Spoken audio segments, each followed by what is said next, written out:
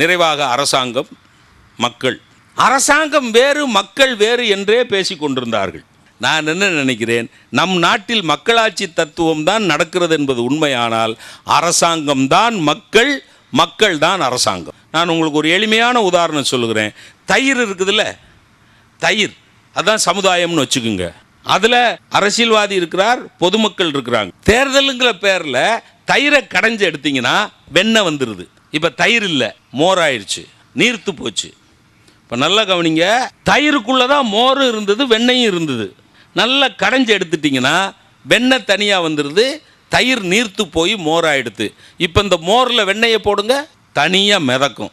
மிதக்கிற வெண்ணெய் தான் எம்எல்ஏ, பொதுமக்கள் தான் அந்த தயிர். நீர்த்து போய் விடுகிறார்கள். எப்பொழுது இந்த தயிரில் இருந்துதான் நானும் வந்தேன், நான் வெண்ணையாக திரண்டு எழுந்து வருவதற்காக இந்த பொதுமக்கள் நீர்த்து போய் மோராக இருக்கிறார்கள் என்று நினைக்கக்கூடிய அரசியல் தலைவர்கள் நமக்கு வருகிறார்களோ அன்றைக்கு தான் நமக்கு விடிவு காலம் பிறக்கும். ஆனால் அவர்கள் அப்படி நினைக்கவில்லை. நான் பெரிய ஆள், பதவியில் இருக்கிற, ஓட்டு கேட்டு வருகிற போது கும்பிடுகிறவர்கள் மனு கொடுக்க வருகிறவர்களை கும்பிட்டிருக்கிறார்களா? மக்களுக்கும் பொறுப்பு இருக்க வேணும். அரசாங்கம் போடுகிற சட்டங்களும் திட்டங்களும் தான் எல்லாவற்றையும் மாற்றி அமைக்கும். ஆனால் நம்ம அரசாங்கம் போடக்கூடிய சட்டங்கள் திட்டங்கள் எல்லாம் அந்தந்த நேரத்துக்கு வலியை போக்குற வலி நிவாரணியாக இருக்க ஒழிய நோயை நிரந்தரமாக போக்குற வைத்தியமாக இல்லை. நமக்கு பாப்புலிஸ்ட் மெஷர்ஸ் வேணாம், பாப்புலர் மெஷர்ஸ் வேணும். நோய்களை தீர்த்து வைக்கிற வைத்தியம் வேணும். நமக்கு அரசியல்வாதிகள் வேணாம், அரசாங்கம் வேணும். பாரத நாடு பழம்பெரும் நாடு, நீர் அதன் புதல்வர். அப்படின்னா என்ன அர்த்தம்?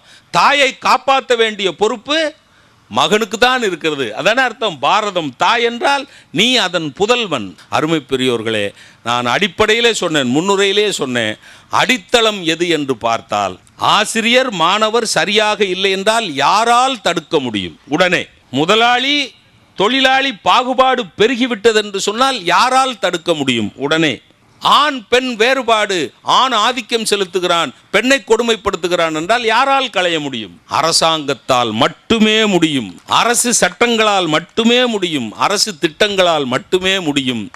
இந்த சொன்ன ஆண் பெண் ஆசிரியர் மாணவர் முதலாளி தொழிலாளி எல்லாருமே மக்கள் என்கிற ஒரு பகுப்பில் வந்து விடுகிற காரணத்தினால் அரசாங்கம்தான் செய்ய முடியும். எல்லாரும் மக்கள் என்கிற பகுப்பிலே வந்து விடுகிறார்கள். ஆகவே அரசாங்கத்துக்கும் மக்களுக்கும் இடையிலே இருக்கிற உறவு சரி செய்யப்பட்டு விடுமானால் மற்ற எல்லா உறவுகளையும் சரி செய்து விடலாம் என்கிற காரணத்தினால் அடித்தளம் அரசாங்க மக்கள் நல்லுறவு தான். அதை சரி செய்து விட்டால் எல்லாவற்றையும் சரி செய்து விடலாம் என்பதனால் சரி செய்யப்பட வேண்டியது ஆண் பெண் உறவு, சரி செய்யப்பட வேண்டியது முதலாளி தொழிலாளி பாகுபாடு, சரி செய்யப்பட வேண்டியது ஆசிரியர் மாணவர் மாறுபாடு, உடனடியாக சரி செய்யப்பட வேண்டியது அரசாங்க மக்கள் முரண்பாடு தான் என்று தீர்ப்பு கூறி மறைமலை நகர் உரிமை குரல் நிகழ்ச்சியை இந்த அளவில் நிறைவு செய்கிறோம். நன்றி, வணக்கம்.